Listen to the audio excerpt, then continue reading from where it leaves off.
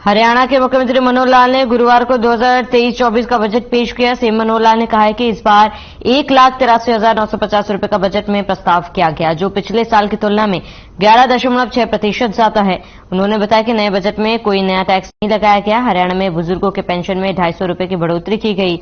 अब बुजुर्गों को 2,750 रुपए पेंशन मिलेगी। वहीं वरिष्ठ नागरिकों के रियायती किराए की पात्रता के लिए आयु सीमा को 65 से घटाकर 60 साल करने का प्रस्ताव बजट में मुख्यमंत्री ने रखने की घोषणा की।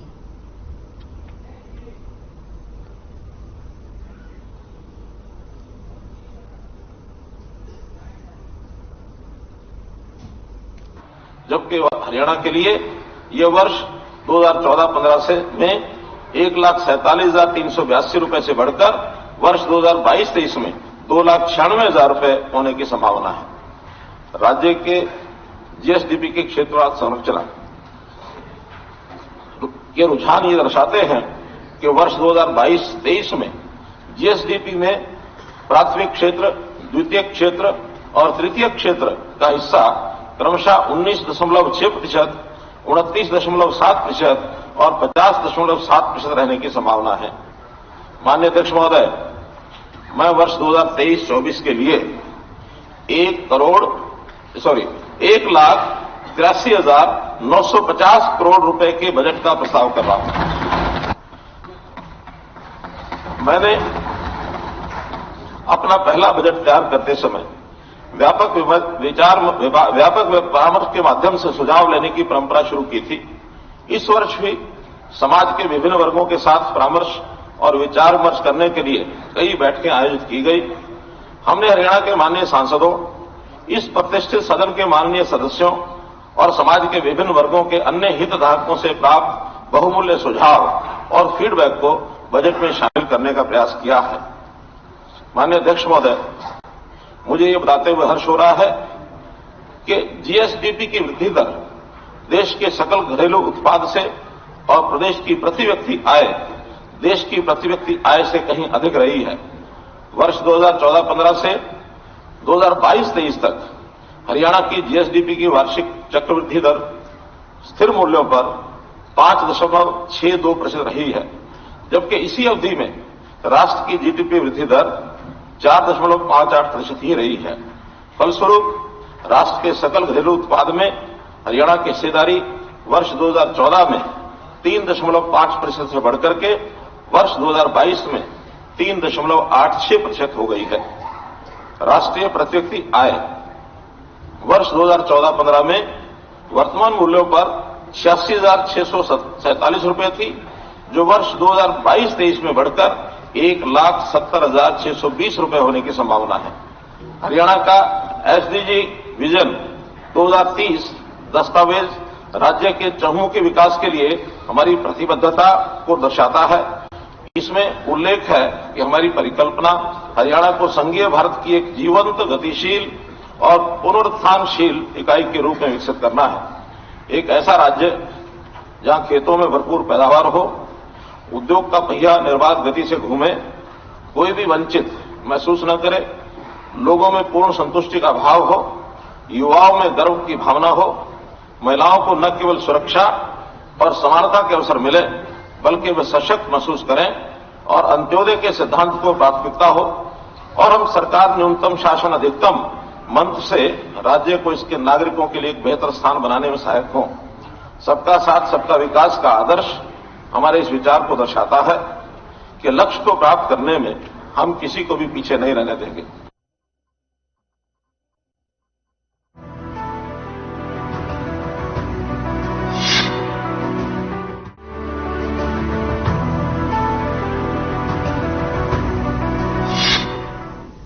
बजट पेश करने के बाद सीएम मनोहर लाल ने प्रेस कॉन्फ्रेंस की और बजट के बारे में बताया। सीएम ने कहा कि अमृतकाल का पहला बजट पेश किया है, जो सभी के हितों का है।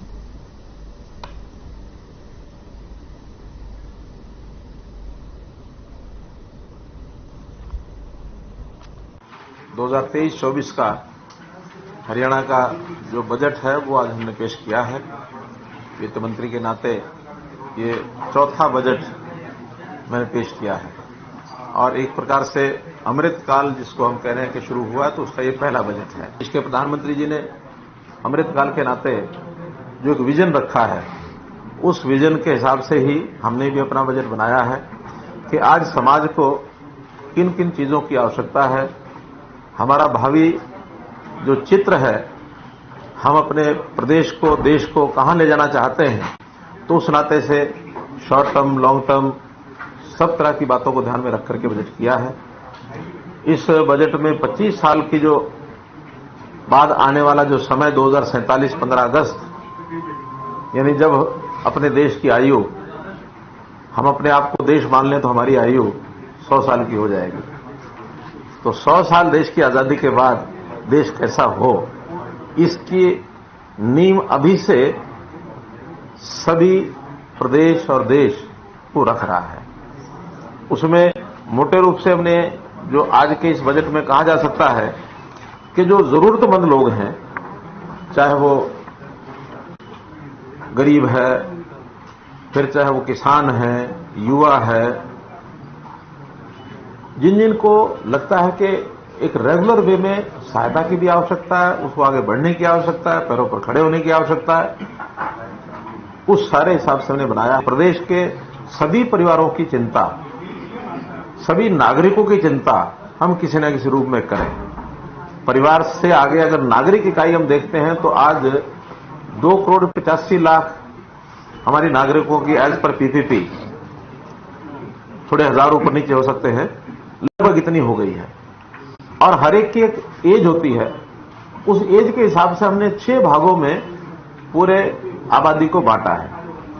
0 to 6 दायित्व दिया है WCD को, 6 to 18 दायित्व दिया है स्कूल एजुकेशन डिपार्टमेंट को, 18 to 25 दायित्व दिया है हायर एजुकेशन को, 25 to 40 दायित्व दिया है युवा और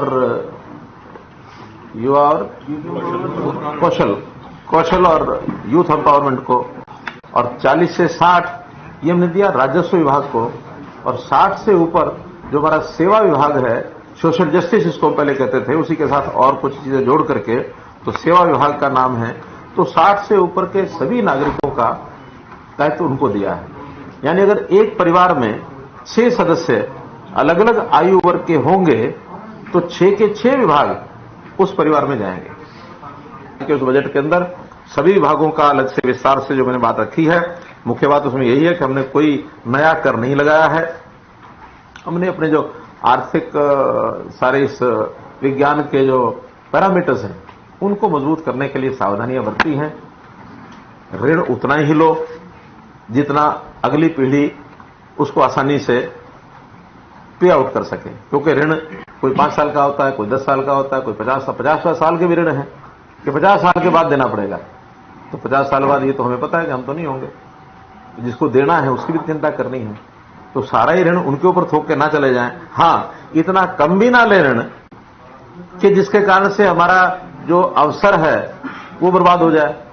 इस अवसर का उपयोग करना है, उसके पैरामीटर्स हमने नहीं बनाए हैं, वो वर्ल्ड बैंक ने, रिजर्व बैंक ने, नीति आयोग ने, सबने मिलकर के जो पैरामीटर्स तय किए हुए हैं, तो हम उस पैरामीटर्स के अंदर ही हैं। जैसे हमारा राजकोषीय घाटा जीडीपी का 2.9%, ये हमने प्रोजेक्ट किया है। हमारे तो किसान जो है साल के शुरू में जब खेती उठती है उस समय अनाज भी देता है, तूड़ा भी देता है, सब गौशालाओं को देते हैं।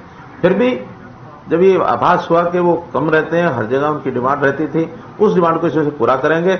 एक ध्यान रखेंगे कि इसमें जो बेसहारा पशु है उनके लिए ज्यादा मात्रा होगी, और ताकि जिसके कारण से हमने सड़कों पर जो बेसहारा पशु घूमता है, जिसके कारण से एक्सीडेंट्स होते हैं, उसकी सुनिश्चित पुख्ता हम एक इंतजाम करेंगे। चाहे उसके लिए नई गौशालाएं भी बनवानी पड़े, ग्रामीण जो विकास पंचायती राज है उसकी जमीनें हमारे पास कुछ खाली पड़ी हैं, तो उसके लिए भी हम व्यवस्था करेंगे। लेकिन बेसहारा पशु सब जाए और गौशालाएं जो है वो अपने पैरों पर खड़ी हो।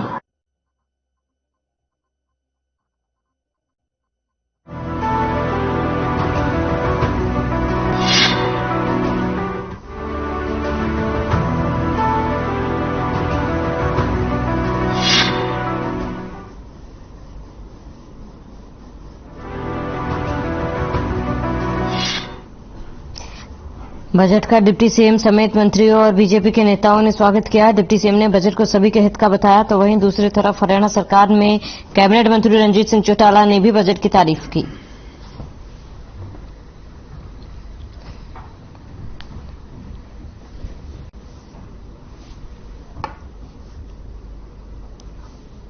वित्त वर्ष का बजट आया है और इस बजट में एम्फेसिस खास तौर पर इस चीज पे दिए गए जिससे सोशल वेलफेयर स्कीम्स और साथ में प्रदेश का चौमुखी विकास कैसे बेहतर बने। मैं वित्त मंत्री के तौर पे माननीय मुख्यमंत्री ने जो बजट रखा है उनका आभार भी प्रकट करता हूं कि कई ऐसे इनोवेटिव आइडियाज जो सरकार ने पिछले साल इनविजन किए थे उनको आज बजट में जगह मिली। हमारे 2 शहरों को एलिवेटेड रोड कॉरिडोर मिले जिसमें लगभग 725 करोड़ में हिसार और 225-250 के बीच की लागत से बल्लभगढ़ के अंदर एलिवेटेड रोड बनेगा जो वहां के ट्रैफिक व्यवस्था को भी सुधारेगा और ट्रैफिक व्यवस्था के साथ साथ वहां आम जन को जिंदगी भर इसका लाभ मिलेगा। समझता हूं कि बहुत बढ़िया बजट है। इन हालात में पिछले साल जो हमारा बजट था उससे 11.6 आप ये समझिए कि 1,83,000 का बजट पेश हुआ है और उसमें सभी को कवर करा गया। जितने डिपार्टमेंट हैं आपके एजुकेशन से लेके पीडब्ल्यूडी भी एंड हमारा भी हेल्थ भी पब्लिक हेल्थ भी मतलब सभी डिपार्टमेंट को पूरा हर एक में बढ़ के पैसा खर्च हुआ है और मैं समझता हूं पहली बार एक ऐसा बजट है जिसमें कोई नए टैक्सेस नहीं लगे। हमारा पर कैपिटा इनकम भी जो एक आपका स्टेट की डेवलप का दिखता है जिसमें 2,96,000 रुपये पर कैपिटा इनकम हमारी स्टेट के लोगों के निकली है।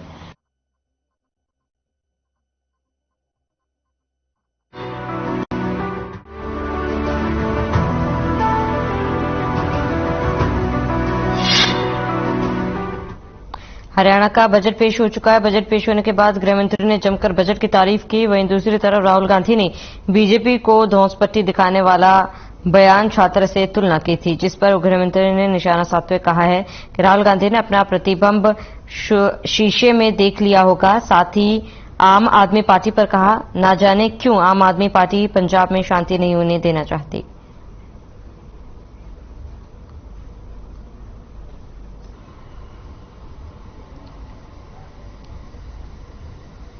जो देश हमारे से बाद आजाद हुए वो भी विकसित देश हो गए, लेकिन हम अभी तक विकासशील देश हैं। हमें आज भी भौतिक समस्याएं जो हैं उनसे जूझना पड़ रहा है, परंतु अब आदरणीय मोदी जी के दर्शन से सरकारों ने बजट को परिवर्तन किया है। विकास का पैसा हर धमनी में जाए। एसपी की बाइट की हुई है करनी है लेके आ गया 340 का वो हो गया ना क्या कहते हैं ब्यूरो। कहा किसका?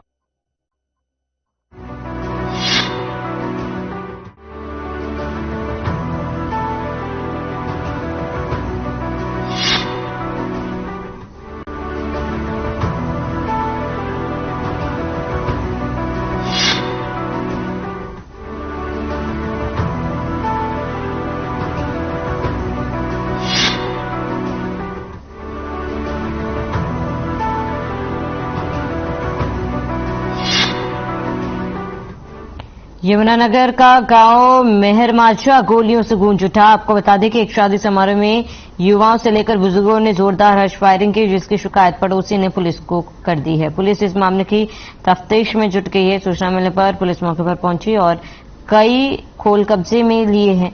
इस पूरे मामले में अभी तक पुलिस ने 5 लोगों के खिलाफ विभिन्न धाराओं में मामला दर्ज किया है।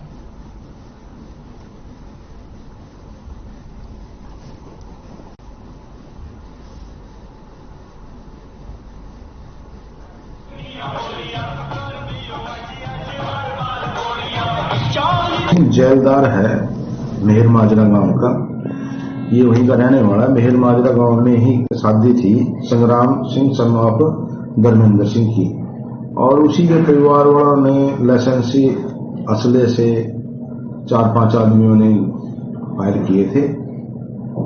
जो फायर किए थे लोगों ने इसकी शिकायत करी और गैंग जो अब जो नई अमेंडमेंट आई आर्म्स एक्ट के तहत, उसके तहत मुकदमा दर्ज कर दिया गया।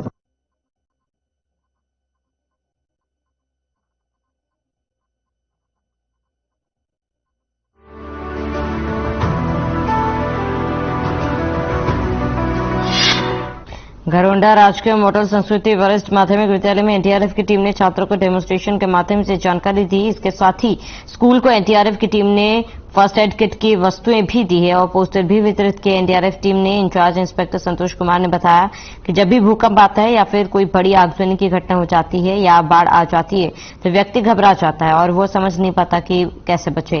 उन्होंने बताया कि सबसे पहले घबराएं नहीं, पहले खुद को बचाने का प्रयास करें। वहीं प्रिंसिपल इंद्रजीत कालिया ने एनडीआरएफ टीम का आभार व्यक्त किया और कहा कि प्रकृति आपदाओं के दौरान आने वाली दिक्कतों से निपटना जरूर आना चाहिए ताकि हम अपनी सुरक्षा के साथ साथ दूसरों की मदद करें।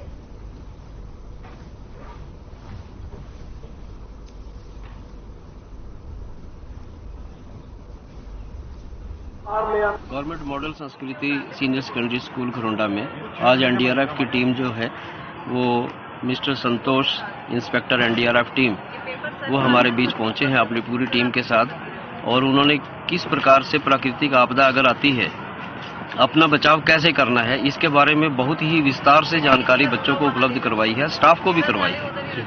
और इतना ही नहीं, अपनी टीम के माध्यम से तो उन्होंने जो डिमॉन्स्ट्रेशन दिया है वो तो था ही तारीफ के काबिल, लेकिन उन्होंने हमारे बच्चों को भी पूरे प्रशिक्षण में इन्वॉल्व किया है। सर, आज का जो प्रोग्राम था नेशनल डिजास्टर रिस्पॉन्स फोर्स जो एनडीआरएफ है, इन्होंने बच्चों को स्कूल सेफ्टी प्रोग्राम किया गया यहाँ पे, जिसके दौरान अगर कोई भी डिजास्टर आता है तो डिजास्टर से हमें कैसे बचना है, इसको कैसे हैंडल करना है, जो मेनली बेसिक चीज़ इन्हें बताया गया। फ्लड आता है तो उसमें कैसे हमें बचना है, अर्थक्वेक आता है तो अर्थक्वेक के दौरान हमें क्या उपाय करना चाहिए और कहाँ छुपना चाहिए, और इसके बाद आपको अगर ब्लड निकलता है ब्लीडिंग कंट्रोल कैसे करना है, सीपीआर कैसे देना है, इम्प्रोवाइज स्ट्रेचर कैसे बनाना है, और आपको पैनिक नहीं होना है और डिजास्टर से कैसे निपटना है, इन सारी चीज़ों की इनको जानकारी दिया गया। आपको कुछ नहीं होगा, और एक पैर को जिसका फ्रैक्चर है उठा के उसको बाहर ले आना है। 2 बच्चे आ जाओ। Santosh Kumar 7th NDRF Bathinda. इसके बाद आपके पास लकड़ी होगा या बम्बू होगा।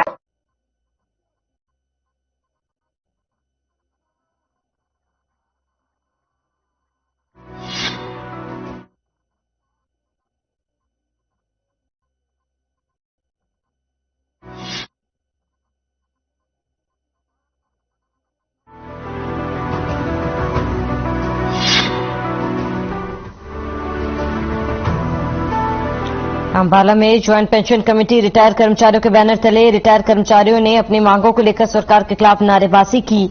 साथ ही उपायुक्त को एक ज्ञापन सौंपा। कर्मचारियों ने सरकार पर वादा खिलाफी का आरोप लगाते हुए कहा, कुछ समय पहले सरकार ने उनके लिए कुछ घोषणा की थी जो अभी तक लागू नहीं की गई। वहीं उन्होंने मांग की है कि पुरानी पेंशन नीति को बहाल किया जाए। मीडिया से बात करते हुए कर्मचारियों ने बताया है कि पूरे प्रदेश भर में यह प्रदर्शन चल रहा है। सरकार पुरानी पेंशन नीति को बहाल करे और कर्मचारियों को मेडिकल भत्ता दिया जाए। फैमिली पेंशन के लिए एलटीसी का प्रावधान दिया जाए।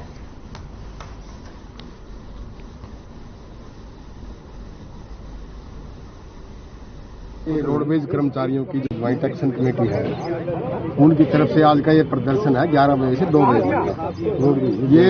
तक। ये ज्वाइंट एक्शन कमेटी सभी विभागों की है और आज पूरे हरियाणा के अंदर सभी डिस्ट्रिक्ट हेडक्वार्टर पे, जिला मुख्यालयों पे आज ये प्रदर्शन है और 2 बजे तक ये प्रदर्शन चलेगा। इसमें मुख्य मांगों में जो है रोडवेज के साथ साथ ये जो दूसरे विभाग के कर्मचारी हैं पेंशनर्स, उनकी कुछ मुख्य मांगे हैं। कैशलेस मेडिकल सुविधा के बारे में सबसे पहले तो ये सरकार आए दिन अखबार में घोषणा करती है कैशलेस मेडिकल हमने लागू कर दिया, लेकिन वो वास्तव में लागू नहीं हुई है। और हम एक बात स्पष्ट कर देना चाहते हैं, कैशलेस मेडिकल अगर सरकार लागू करना चाहती है तो बीच में कोई एजेंसी नहीं आनी चाहिए, जैसे कि हमें सुनने में आ रहा है कि कोई LIC या कोई दूसरी इंश्योरेंस कंपनी है, उसको न तो सरकारी कर्मचारी जो मौजूदा है वो मान रहे, न ही रिटायर कर्मचारी। दूसरी बात, सरकार की तानाशाही से हम लोग यहाँ एकत्रित हुए हैं। हमने सरकार की तानाशाही नहीं चलने देनी किसी भी प्रकार से। और हम लोग जो इकट्ठे हुए हैं, हमने 16 तारीख को मीटिंग करी थी कि जितने भी संगठन होंगे वो यहाँ आएंगे। संगठन हमारे सारे आ चुके हैं, अभी हमारे 100-200 आदमी बाहर है। मेरी आपसे निवेदन है कि सरकार तक इस बात का मैसेज दें आप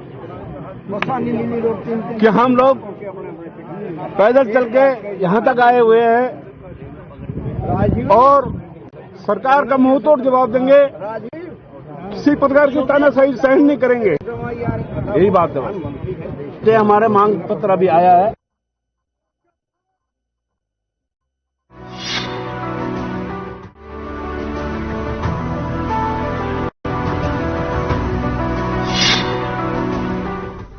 खबर अंबाला से है, जहां धोखाधड़ी करने का मामला सामने आया है। बता दें कि गुजरात में बन रहे धुलेरा प्रोजेक्ट में से मिलने वाले लाभ से रुपए दोगुना करने का लालच देकर अंबाला समेत कई स्थानों के 500 से अधिक लोगों से 150 करोड़ रुपए की धोखाधड़ी का मामला सामने आया है। इनमें मुख्य रूप से पूर्व सैनिक शामिल है। इस संबंध में पीड़ितों ने एसपी को शिकायत देते हुए Nexa evergreen pro limited company के नुमाइंदों के खिलाफ कार्रवाई करने की मांग की।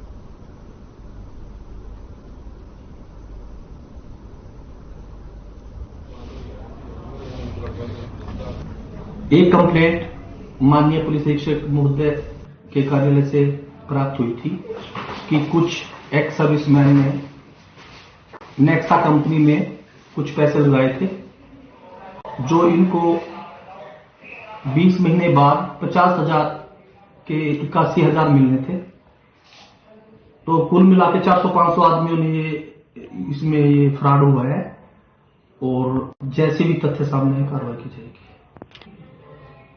करीब 150 करोड़ के आसपास बताया। मेरा अगर देखा जाए, नेक्सा एवरग्रीन कंपनी ने जो धुलेरा SIR के नाम पे मेरे से खुद से 40 लाख रुपए इन्होंने ठगे है। हमारे को मतलब जमीन का झांसा देके, और जो MD थे इनके सुभाष बिरजानिया, उन्होंने मतलब इस मामले को बोला है कि हम लोग भी फौजी हैं और आप लोग भी फौजी हो, तो हम आपको इस पैसे का डबल करके देंगे, और अगर आप जमीन खरीदना चाहते हो तो वहां से जमीन भी खरीद सकते हैं। जो नेक्सा एवरग्रीन उसके नाम पे फ्रॉड हुआ, मैं उसके बारे में बता रहा हूँ। जो मोदी जी का ड्रीम प्रोजेक्ट है धुलेरा SIR, उसके ऊपर इन नेक्सा एवरग्रीन कंपनी ने इन्वेस्टमेंट करने के लिए बोला था कि हम जहाँ पे लैंड परचेज करेंगे और उसके ऊपर जो प्रॉफिट होगा वो हम आपको देंगे।